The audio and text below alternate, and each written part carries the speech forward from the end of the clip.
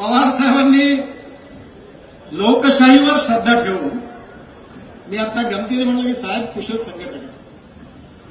ते नेहमी सरदारांना एकत्रित केलं. आमच्या पक्षामध्ये काँग्रेस आणि आमच्या पक्षामध्ये जे ग्रामपंचायतीत निवडून नाहीये ते लोकसभेत निवडून येतात, कारण आमचा पक्ष हवेवर चालतो. नाही खरंच आहे, कारण आमच्याकडे कुणाला पण पवार साहेबांनी जेवढे लोक निवडले तो प्रत्येक जिल्ह्यातला दमदार नेता, तोही हुशार आहे. पवार साहेबांवर किती दिवस राहायचं, केव्हा राहायचं आणि केव्हा सोडायचं हे कॅल्क्युलेशन करतात. पण पवार साहेबांना माणसाची पारख आहे. त्यामुळे प्रवाहाच्या विरुद्ध जाऊन देखील त्यांनी शक्तिशाली नेते संघटित केले, टिकवले, बरोबर घेतले आणि राज्य केले. आणि विरोधी पक्षातल्या लोकांनाही सन्मानाने वागवलं.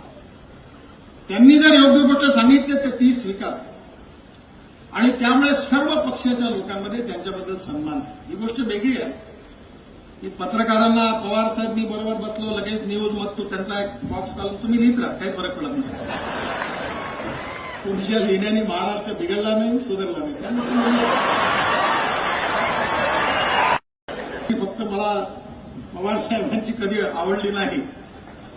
मी एकदा विधान सभेत खूप भांडण झालं होतं. मी बोललो होतो असाच, पवार साहेब जर घरून निघाले आणि दिल्लीच्या विमानाचं जरी तिकीट असेल तरी ते नेमके दिल्लीला गेले की कलकत्त्याला गेले, जोपर्यंत विमानावरती उडत नाही तोपर्यंत निश्चित सांगते.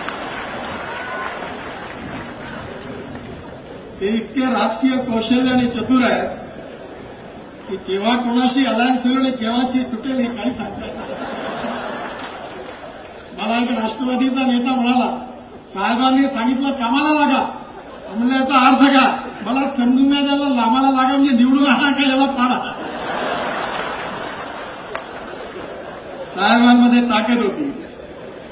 ती ताकद त्यांच्या हिमतीने आणि कर्तृत्वाने त्यांनी मिळवली होती, आणि त्यामुळे त्यांनी अनेकांना होत्या तर नव्हता करून देण्याची ताकद देखील त्यांनी दाखवली. कारण ते जनता विमुख. पवार साहेबांचं झाड असं मजबूत आहे का ते इतके मुळं जमिनीत खोलात गेल्या की नुसते इकडे हलवलं का अनेक मतदारसंघ इकडे तिकडे हलवून जातात.